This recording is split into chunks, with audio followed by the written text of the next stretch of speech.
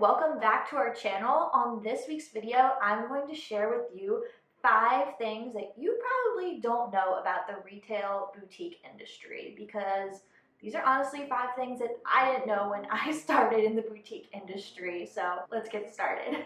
The first thing you probably don't know about the boutique industry is how long it takes to prepare the inventory. I think most people would assume that the inventory arrives in a box, the box gets unpacked, and the inventory hits the clothing rack. And that is simply not the case. So we unpack the box and we have to unpack each individual item because they're typically wrapped separately. And then we have to steam them, tag them, not to mention all of the things that go into preparing inventory for the website. I weigh each individual item and measure it personally myself with a tape measure. This also involves writing down the fabric content, so if the item is 100% polyester, cotton, whatever that may be, as well as the special care instructions, because those are all things that I list on our website. So the amount of time spent preparing the inventory is way more than you would anticipate, and honestly it was way more than I would anticipate.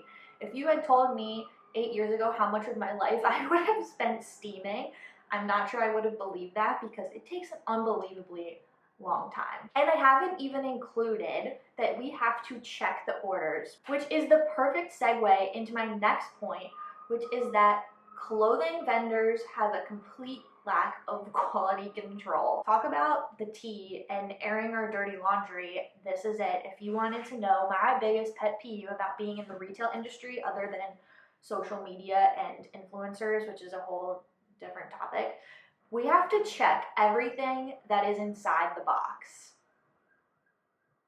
Yeah.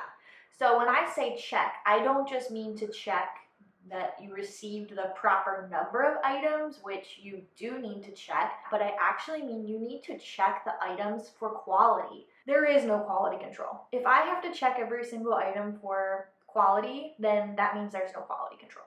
You would think that when you place an order for brand new clothing, that the company would ship it to you in good condition. That's not the case, and something I completely did not understand or realize when I first started. I didn't know I had to check the items, and then things would have holes in them.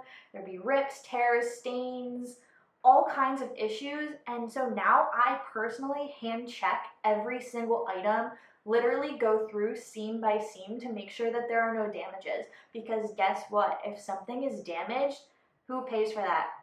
The store. If you don't claim your damage in a certain length of time, it's no longer the company's problem, it's now your problem, which is my problem.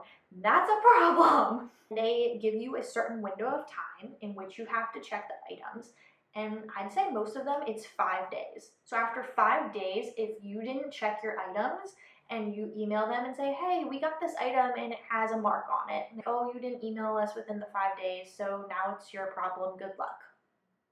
But say you've ordered 50 items and you have 5 days to check those items to make sure none of them are damaged. Do you know how long it takes to check 50 tops, dresses, or pants? As if I don't have anything else to do. Yes, let me just check all of the inventory that you sent me, because that's my job to make sure that the stuff that you sent me is in good condition.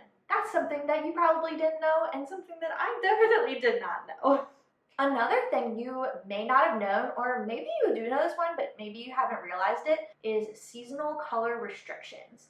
So what I mean by that is, for example, in the springtime, if you are not the color of an Easter egg, it's unacceptable.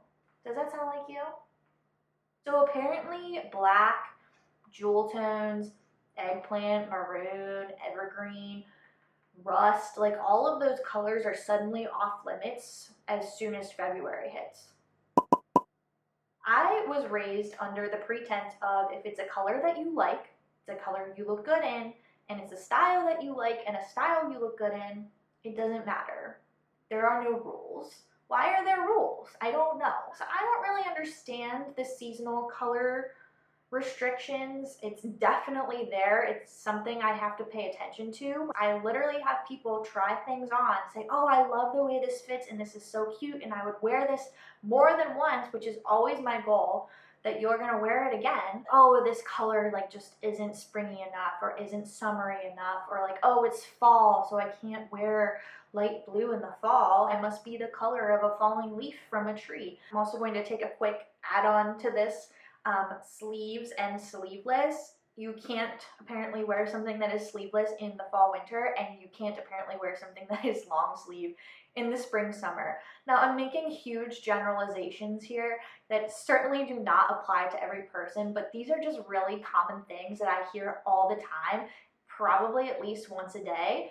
It's now springtime here in New York, PA, and the weather is getting warmer, and the number of people I've had say, oh, I love this long sleeve top, but oh, it's long sleeve, so I can't wear that right now.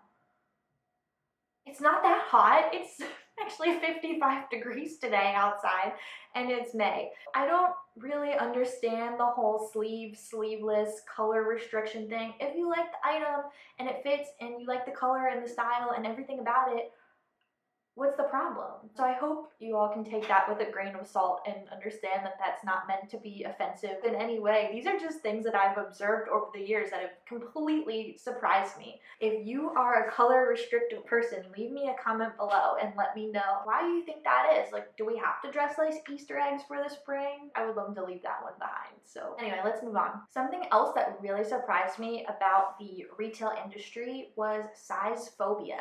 So please understand, this is not me commenting on anyone's size. This is me commenting on the fact that clothing sizes throughout the retail industry has no standardization. What is one size in one company is not the same size as it is at another company, which obviously everyone knows because everyone always complains about how sizing is not consistent whatsoever, and it's so frustrating. It's frustrating for the consumer. It is something that kind of caught me by surprise when I first started in the industry, and kind of still surprises me to this day, honestly.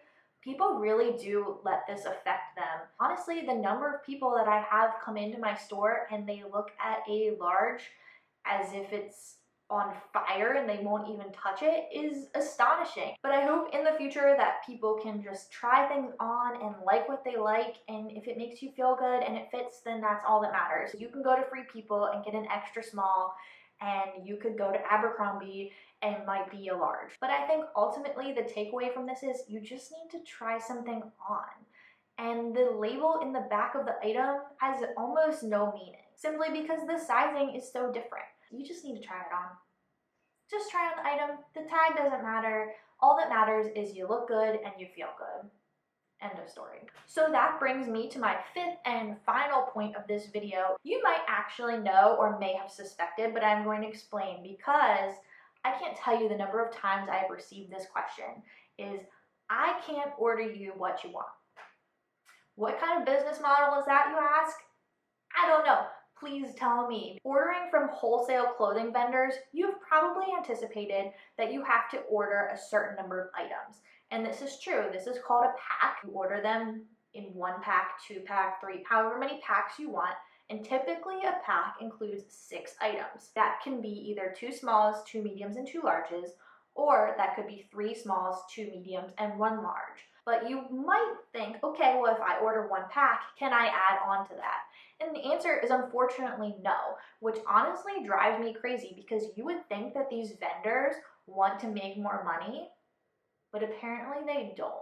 So no, I can't order extra individual items, and it's extremely frustrating because I want to get you the style that you want, and if I'm sold out, I can't get any more. I would love for that business model to come to life, but unfortunately, we're not there yet. Maybe if you are a larger boutique and have multiple locations and you're really working one-on-one with the vendors, that you might be able to accomplish that. I'm not sure because we're not that size. We're just one store. So that's another thing that maybe you didn't know. Okay, so I think that wraps up my video for today. Did you know any of those 5 details? Because those were 5 things that definitely took a while for me to catch on to in the boutique industry. So if you knew any of those or didn't know any of those, leave me a comment below. I'd love to hear from you. Thank you so much for watching, and I'll see you again next week.